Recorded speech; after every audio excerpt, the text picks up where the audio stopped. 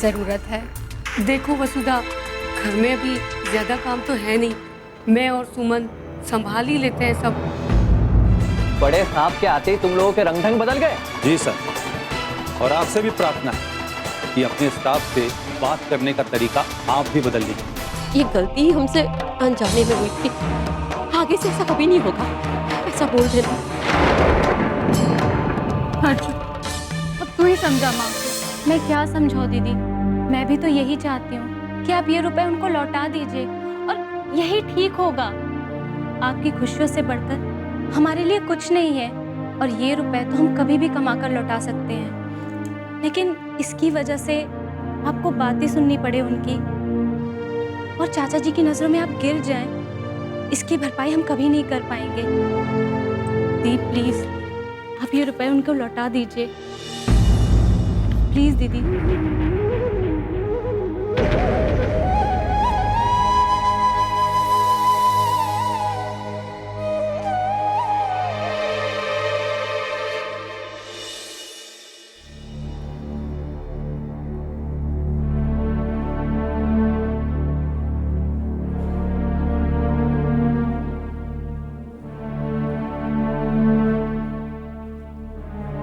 Mummy जी, बोलो बेटा।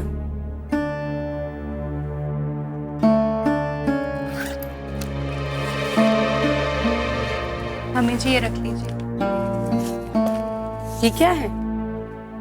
ये 2 लाख रुपए हैं। मेरे से कंगन बेचने की जो गलती हो गई थी उसके लिए माफ कर दीजिएगा। पर बेटा, मैंने कहा था कि रात गई बात गई, फिर ये 2 लाख रुपए लाने की क्या जरूरत थी?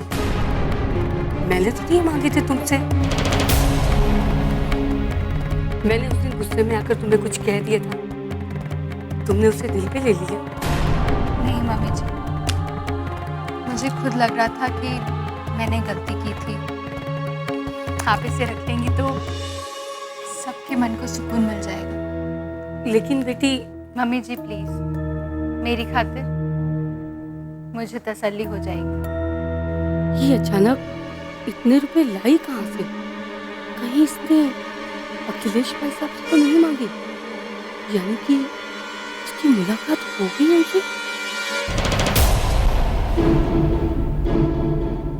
मम्मी जी इतना मत सोचिए, ये 2 लाख रुपए इसी घर के हैं, आपका हक बनता है इसमें। वो तो ठीक है, पर ये 2 लाख रुपए तुम लाई कहाँ से? तुम्हारे पास तो थे नहीं, और अमर ने भी तुम्हें नहीं दिए होंगे। ये घर से तो लाने से रही तुम कि वहां के हालात तो मुझसे छुपे हुए नहीं है, तो फिर तुम ये लाई कहाँ से? मेरे किसी बहुत खास ने दिए हैं, मेरी परेशानी जानकर मेरी मदद की। बहुत ही अच्छे हैं दिल के वो।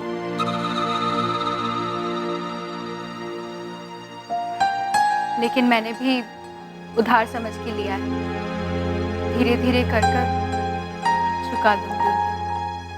अब ये तुम्हारा खास कौन है? जाने दीजिए ना मम्मी जी, आप ये रखिए, मैं फ्रेश होके आती हूँ।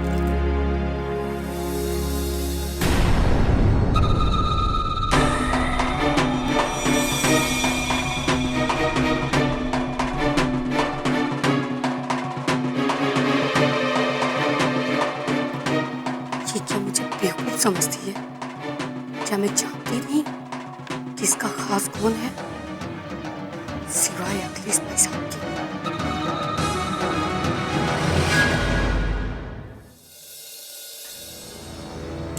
मम्मी, तुम्हें तो सिर्फ डाउट है, लेकिन मुझे पूरा विश्वास है कि भाभी को ये 2 लाख रुपए चाचा जी नहीं दिए। अरे तुम खुद ही सोचो, भाभी दिन में आराम से ऑफिस जाती है और शाम को 2 लाख रुपए के साथ लौटती है। कैसे? कंगन बेचे हुए तो इतने सारे दिन हो गए, अभी तक तो पैसे नहीं आए थे। अब इधर चाचा जी वापस आए, उधर ऑफिस स्टाफ ने उनके कान भरे और इधर भाभी के पास 2 लाख रुपए आ गए। कैसे? मम्मी सुमन ठीक कह रही है। मम्मी ये पैसे उसे चाचा जी ने ही दिए। पता नहीं उसने चाचा जी को क्या सच्ची झूठी कहानी सुनाई होगी। कहानी नहीं सुनाई होगी, आग लगा दी होगी हम सबके खिलाफ। जितना जहर अंदर भरा हुआ है ना, सारा का सारा उगल दिया होगा।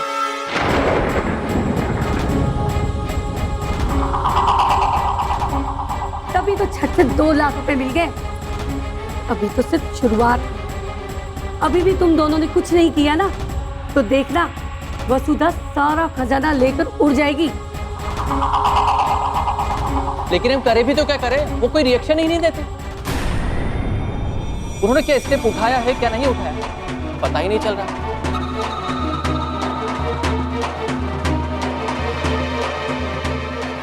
उनके चेहरे को देखकर पता ही नहीं चलता कि वो वसुधा से मिल चुके हैं। ये तो और भी खतरनाक है। उनकी चुप्पी के पीछे कुछ ऐसा ना छुपा हो कि हमें बर्बाद कर दे, और सारी दौलत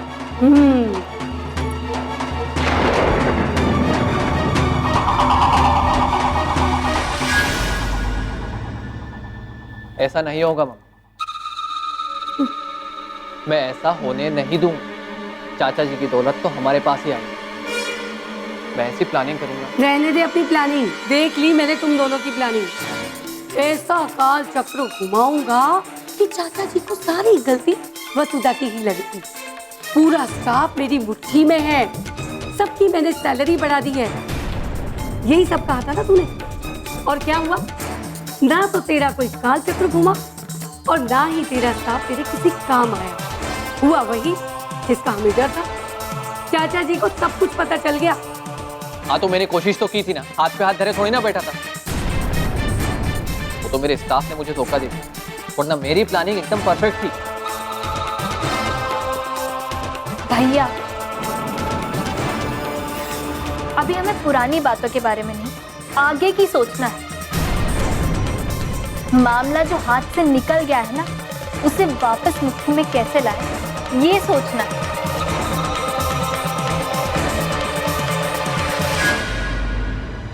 चाचा जी वापस आएंगे, पूछताछ करेंगे,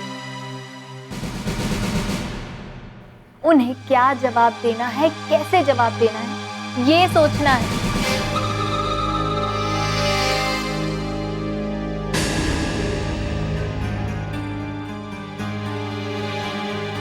मैं अभी ऑफिस जा रहा हूँ, देखता हूँ अगर कुछ हो सकता है।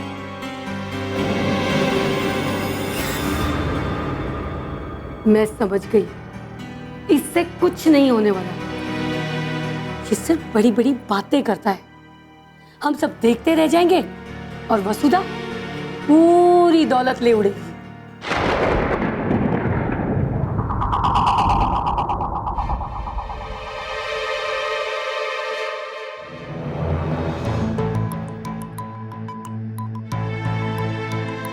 जब से अमर सर ने एमडी की कुर्सी संभाली है, ऑफिस का कोई भी स्टाफ खुश नहीं है उनसे। और उन्होंने तो आते ही शांति काका को बिना गलती के नौकरी से निकाल दिया।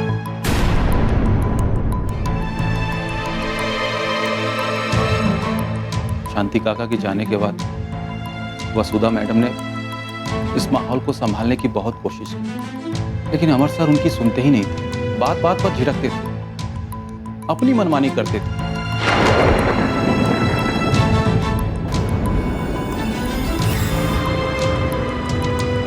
जबकि सच ये था कि वो कहीं नौकरी नहीं करते थे। उन्होंने वसुधा से ही नहीं, आपसे भी झूठ बोला कि वो नौकरी करते थे। वसुधा ने मुझे ये भी बताया था कि अमर सर की झूठी नौकरी वाली बात उनके घर में उनके पापा को छोड़कर बाकी सबको पता थी।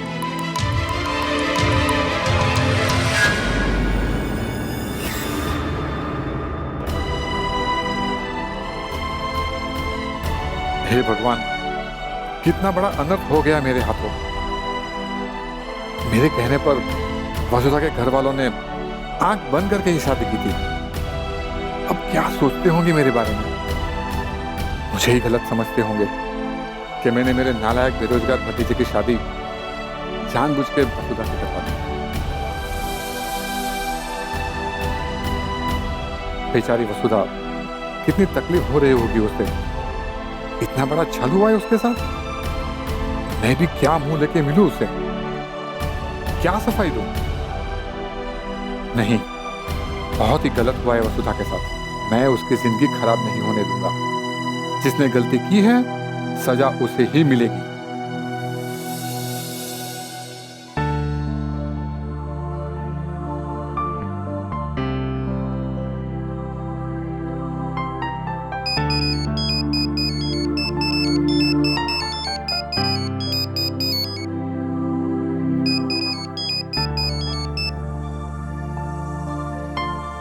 जी अखिलेश जी। हाँ कैलाश, अभी कहाँ हो तुम? मैं घर पे हूँ, बताइए। अभी मेरे घर पे आ सकते हो? क्या बात है अखिलेश जी, कोई परेशानी की बात है क्या? नहीं, परेशानी की कोई बात नहीं है। दरअसल मुझे अपनी वसीयत बनानी है। वसीयत? अरे ये अचानक वसीयत बनवाने का ख्याल कैसे आ गया? कैलाश, कभी कभी कुछ चीजें अचानक समझ में आती है। और वैसे तुम भी तो कह रहे थे कि मुझे मेरी वसीयत करवा लेनी चाहिए। ठीक है, मैं पहुंचता हूँ थोड़ी देर में। ओके। ये अचानक वसीयत बनवाना समझ में नहीं आया। जी ठीक है। हाँ, बहादुरगढ़ के कार्यक्रम की सारी तैयारी हो चुकी है। हाँ, हमने 1000 पौधों का ऑर्डर भी दे दिया है। नहीं, ये पौधे केवल बच्चियां ही लगाएंगी। जी, दोनों स्कूल की बच्चियां। जी जरूर, ठीक है, नमस्ते। दीदी, माला के नाम से कोई लेटर आया है। देखो शिल्पी, हमें कोशिश करनी है कि हम सुखराली गांव की ज्यादा से ज्यादा महिलाओं से संपर्क कर सकें। उन्हें अपने एनजीओ के बारे में बताएं, अपने काम के बारे में बताएं। ज्यादातर क्या होता है कि महिलाएं संकोचवश या डर के मारे अपनी तकलीफ को किसी से बता नहीं पाती। हाँ माला, ये तो है। ऐसे केस मैंने देखे हैं। एक बार हम द्वारका के बाहरी इलाके में गए थे। वहां एक घर में हमें निर्मला नाम की औरत मिली। उसका पति किसी और लड़की के चक्कर में उसे छोड़कर चला गया था। घर पर उसकी सास और देवर उस पर इतना अत्याचार करते थे कि पूछो मत। वो तो पूरी कोशिश कर रहे थे उसे उस घर से निकालने की, पर निर्मला इस उम्मीद में कि एक दिन उसका पति वापस आएगा, उस घर को छोड़ ही नहीं रही थी।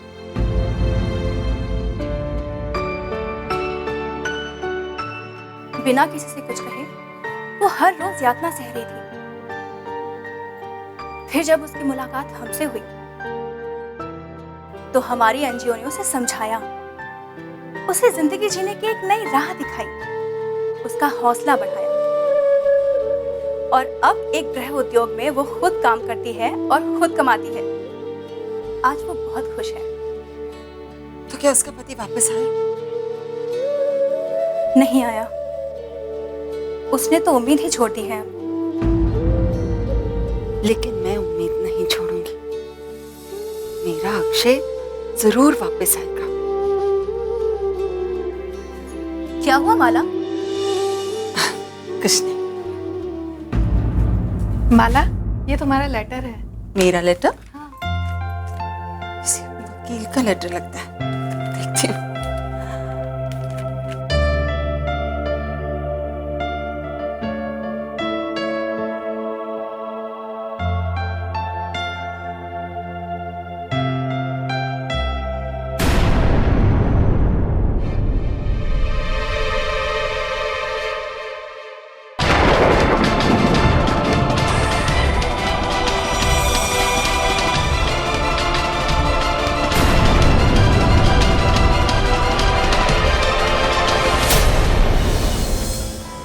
अपनी सास को दे देना और मेरी तरफ से माफी मांग लेना। कहना कि ये गलती ही हमसे अनजाने में हुई थी।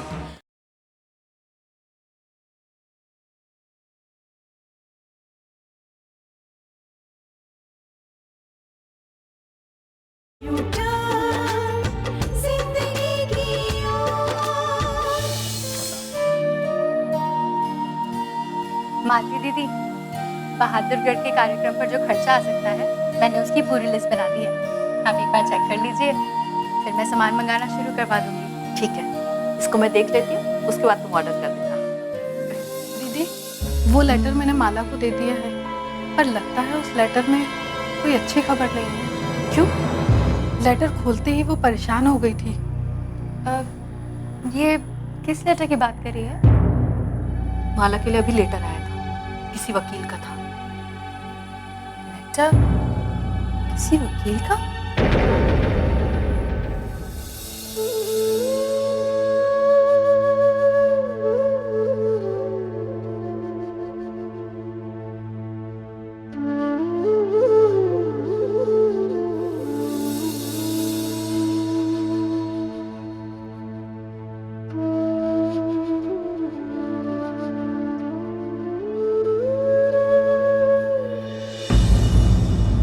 माला, क्या बात है? क्या हुआ है? माला, मुझे पता चला है कि तुम्हारा कोई लेटर आया है। ऐसा क्या हो गया है माला जो तुम इतनी परेशान हो?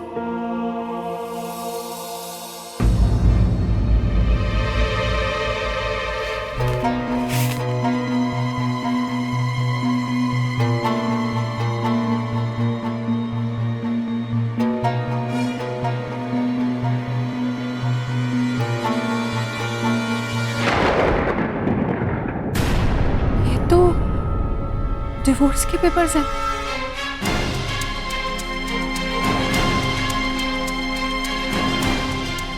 लेकिन वो तो विदेश में हैं। उन्हें कैसे मालूम चला कि तुम वापस आ गई हो और यहाँ काम करते हो? पता नहीं, जरूर वकील ने पता लगा लिया होगा, या फिर राज और छाया ने बता दिया।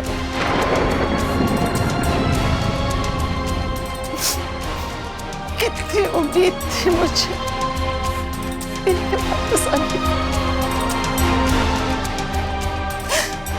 जब से मैंने जिंदगी की ओर वापस मुड़ के देखा, हर पल ये एहसास होता था कि अक्षय वापस आएंगे, वापस आएंगे, जरूर आएंगे। देखो क्या आया है, तलाक के पेपर।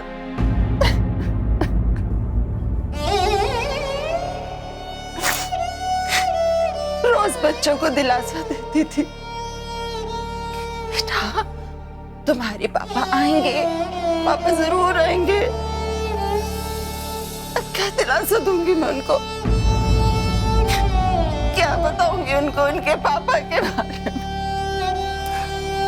माला, हिम्मत रखो माला, हिम्मत रखो। अभी तो सिर्फ तलाक के पेपर्स ही आए हैं ना, तलाक तो नहीं हुआ है। हो सकता है चीजों को संभाला जा सके। अगर हम उन्हें मनाएंगे, समझाएंगे, तो हो सकता है वो मान जाए, केस वापस ले ले।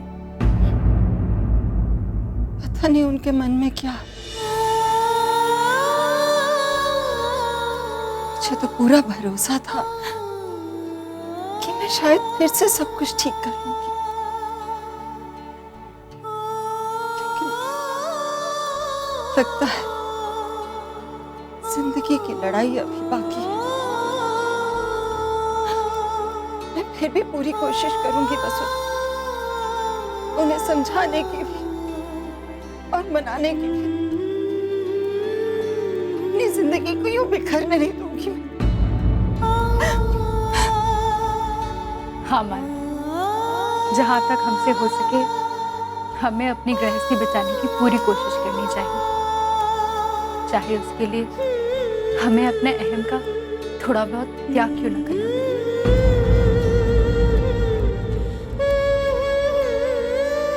वैसे अब क्या करोगी तुम? इसका जवाब तो देना पड़ेगा ना। दूंगी, लेकिन उससे पहले मैं एक बार मित्तल हाउस जाऊंगी। शायद राज को कुछ पता हो इसके बारे में, या हो सकता है अक्षय वापस आ गए। मैं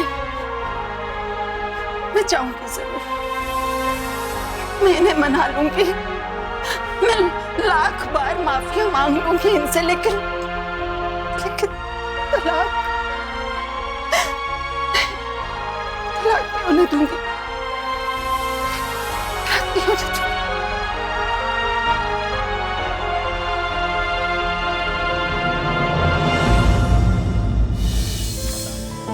मेरे नहीं रहने के बाद मेरी सारी चल अचल संपत्ति पर मेरी बहू वसुधा का हक होगा। और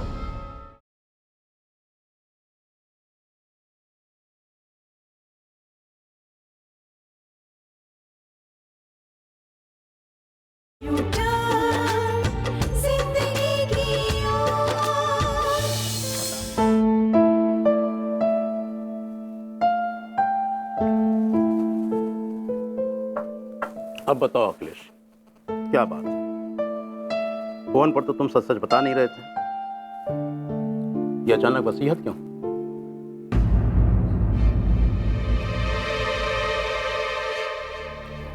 मतलब नहीं बताओगे? तो इतना तो बताओगे कि वसीयत किसके किसके नाम बननी है।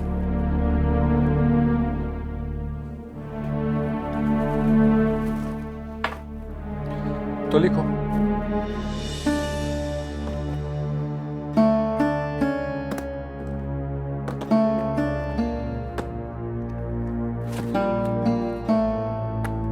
बोलो। मेरे नहीं रहने के बाद मेरी सारी चल अचल संपत्ति पर मेरी बहू वसुधा का हक होगा। और सिर्फ वसुधा का।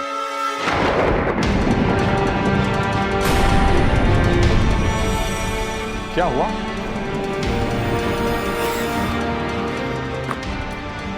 कि तुम क्या कह रहे हो? वीरेंद्र भाई साहब, तुम्हारा भतीजा अमर, भतीजी सुमन, किसी के नाम कुछ नहीं? नहीं, किसी को कुछ भी नहीं मिलेगा सिवाय वसुधा के। लेकिन ऐसा क्या हो गया अखिलेश? देखो, मैं तुम्हारा वकील ही नहीं, तुम्हारा दोस्त भी हूँ। दोस्त को तो बता सकते हो। मेरे हाथों जो वसुधा के साथ अन्याय हुआ है, मैं उसका प्रायश्चित करना चाहता हूं। तुम तो जानते हो, वसुधा मेरे कंपनी में काम करती थी और मैंने उसकी शादी मेरे भतीजे अमर के साथ करवाई थी। जानता हूँ, और ये भी जानता हूँ कि उसने तुम्हारी कंपनी का काम भी बड़ी बखूबी संभाला। और यही सब देखकर मैंने उसे अपनी बहू बनाने का फैसला किया था। लेकिन मैं मेरे भतीजे, भतीजी और भाभी के विचार को समझ नहीं पाया। मैं ये नहीं समझ पाया कि वो मेरी दौलत पाने के लिए शादी के लिए हामी भर। ये नहीं समझ पाया कि वो लोग वसुधा को सीढ़ी बनाकर मेरी कंपनी को हासिल करना चाहते हैं। ये नहीं समझ पाया कि मेरे बार बार कहने पर भी अमर मेरे ऑफिस में काम क्यों नहीं करना चाहता।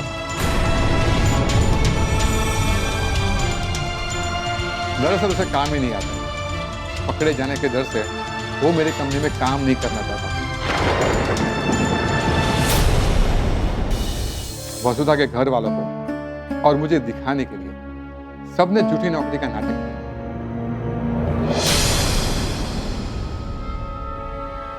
हाँ, यही तो दुख है मुझे। क्या बीती होगी वसुधा पर जब मुझे सच्चाई का पता चला। कैलाश वो ऐसी लड़की है कि सारे दुख, सारी तकलीफें वो सह लेती है, पर किसी पे उंगली नहीं उठाती।